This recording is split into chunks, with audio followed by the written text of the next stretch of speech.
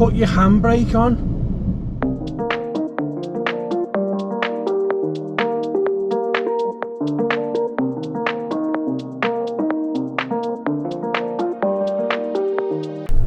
Thought I'd capture the rare moment in our life where we're not drinking beer, we're not eating meat, we're actually having fruit. Grapes are the van snack of choice.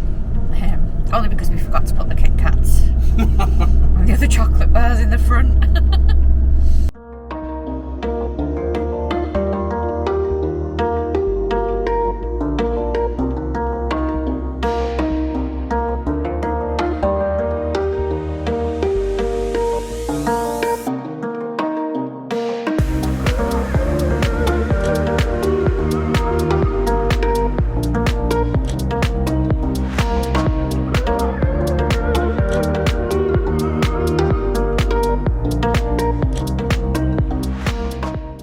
People ask us why we drive for a holiday. It's because if you fly to an airport and get a coach to a hotel, you don't see this type of stuff. Have a look at this surroundings.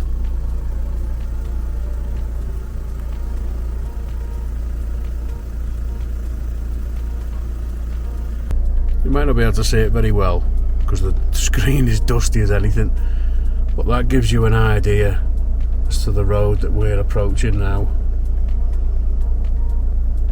Gotthardstrasse. Currently 2,044 metres above sea level on the Oberalp Pass. Stopped off for a bit of a view, and what a view this is. Oh, beautiful ambient noises again. You like kid? Yeah. I'm gonna go see if we've got a toilet. Look at our restaurant view. Yes, we're next to the road, but we don't care.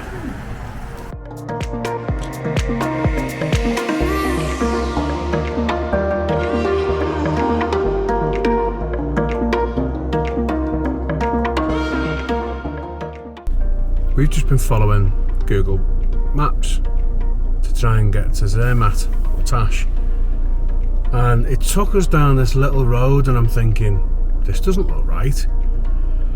And then it said, in 100 metres, take the Furka Bassis Tunnel train. But we can see a passenger train in front of us. Nobody got there. So this might be a little bit interesting.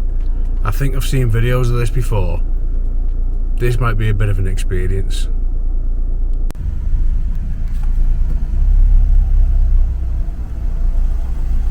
Should just go up, but whether Yes, it's not this one.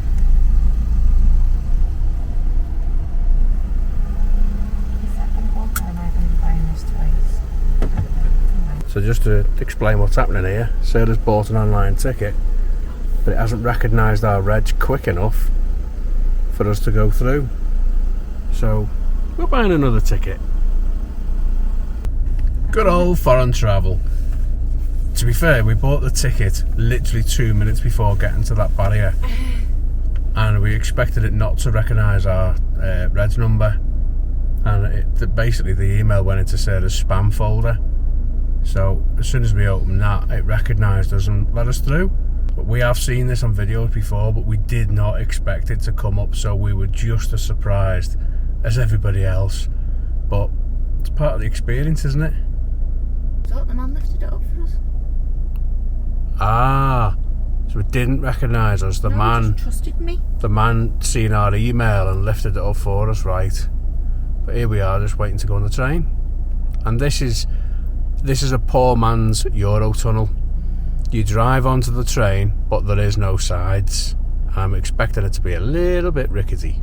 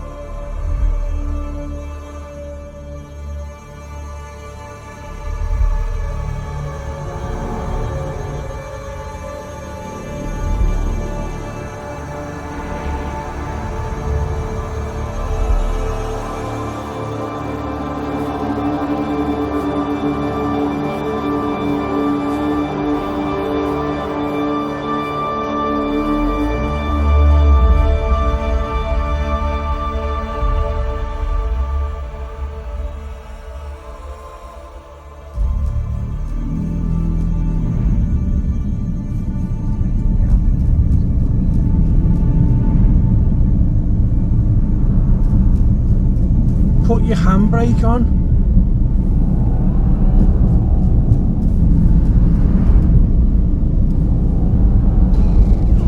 What is going on here?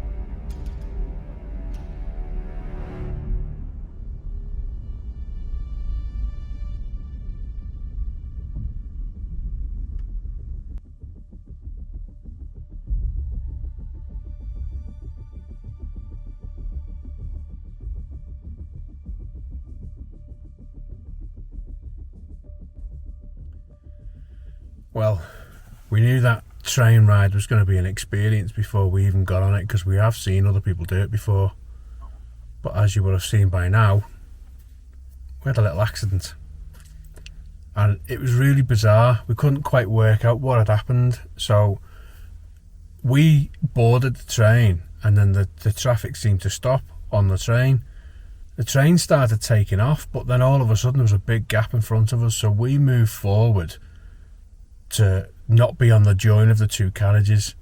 We stopped, put the brakes on, put the handbrake on, and all of a sudden it felt like we were being shunted forward on the train, like we were on a conveyor belt.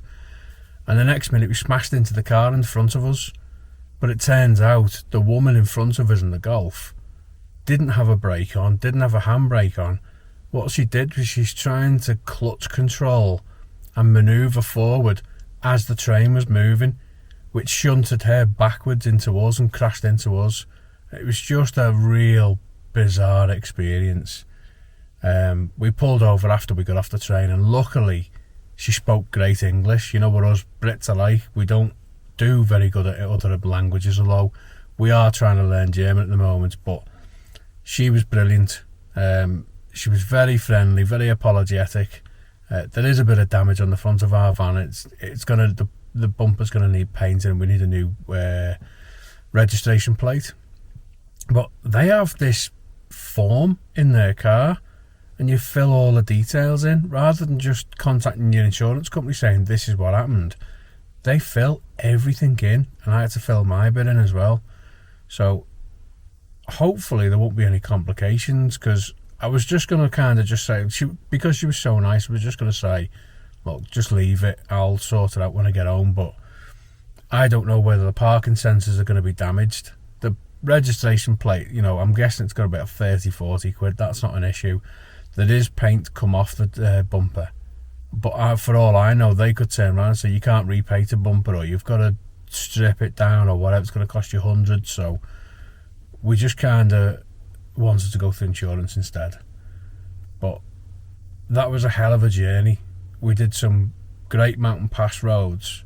We've seen a lot of snow-capped mountains, blue skies all the way. It's about 4.5 hours from, we call it Churwalden, but when we speaking to that Swiss woman, she called it Kur. But anyway, we're now in Tasch, This is a campsite we stayed at a couple of years ago. You can't drive into Zermatt. It's a no car zone. They only have little electric vehicles in the town, so you have to jump on the train here and go into Zermatt. So I'm going to leave it here because we are now ready to set up our camp, get some food in us because it's now 4:15 in the afternoon and we haven't eaten yet. We've had a Kit Kat on the way, and yeah, the weather's stunning, place is stunning. See you in the next video, eh?